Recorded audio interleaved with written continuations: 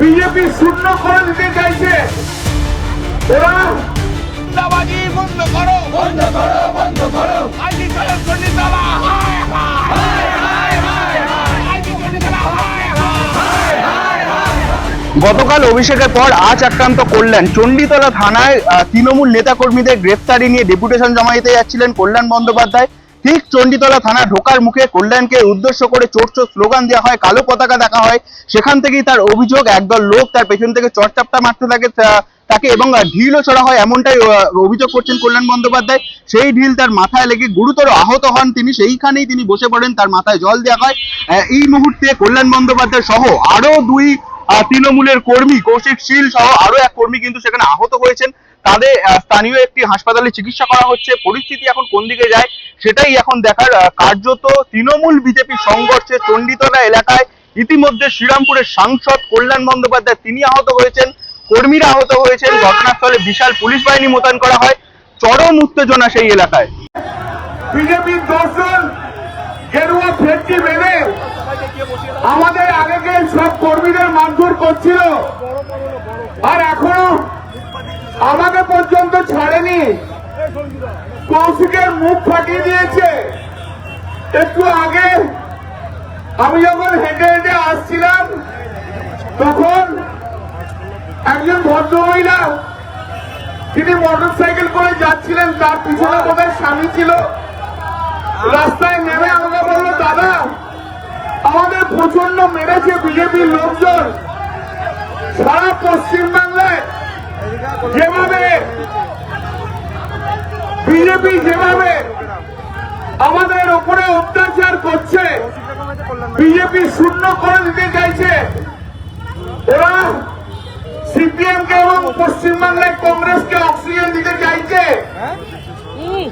আমি আপনাদের কাছে আমি আমার এই মাইকের মাধ্যম দিয়ে আমি সারা বাংলার মানুষকে একটা জিনিসই বলতে চাই যে আপনারা এই কর্মকে সমর্থন করছেন তো ওদের, ওরা যেভাবে বিরোধীদের মারধর করছে, এমপি কে দেখলে ওপর থেকে ঢিল বা বল ছুট দিচ্ছে, আপনারা এটা পারবেন তো?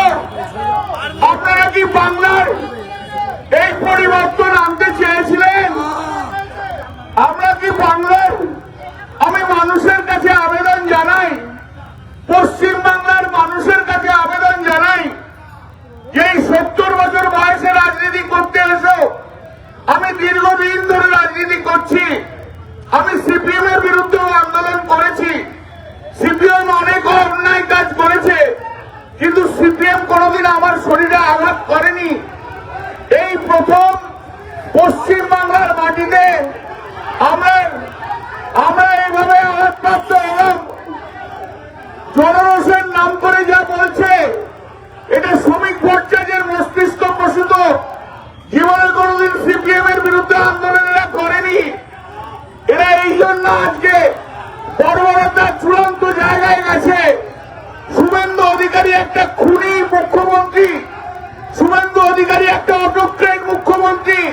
শুভেন্দু অধিকারী চাইছে খুন করে, যে কোনো উপায় জোর করে আমাদের সবাইকে মেরে ফেলতে।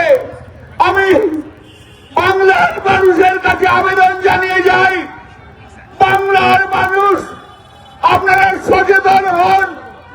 আজ আমায় মারছে, হয়তো আপনি দূর থেকে দেখছেন, কালকে আপনার বাড়ি থেকে এই বিজেপি গুন্ডারা আপনার মেয়েকে যখন টেনে ধরবে, সেদিনকে আপনাদের পাশে কেউ থাকবে না। যতদিন তৃণমূল আছে, যতদিন মমতা বন্দ্যোপাধ্যায় আছে, যতই আঘাত করলে কেন, প্রাণে বেঁচে থাকলেও লড়াই আমরা করে যাব। আর এই পুলিশকে বলা যায়, তোমাকে শুভেন্দু অধিকারী মাইনে দেয় না। এই আইসি ইচ্ছে করে আমাকে দিয়ে মার খাওয়ালো। ভালো থাকুন, সুন্দর থাকুন, কিন্তু প্রতিবাদ করুন। বাংলার মানুষ আপনারা সত্যি সত্যি প্রতিবাদ করুন। প্রতিবাদ না করলে এ বাংলা জাগবে না।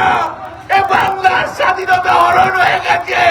বাংলা গুন্ডাদের হাতে চলে গেছে। প্রতিবাদ করুন, যে যেখানে আছে প্রতিবাদ করুন।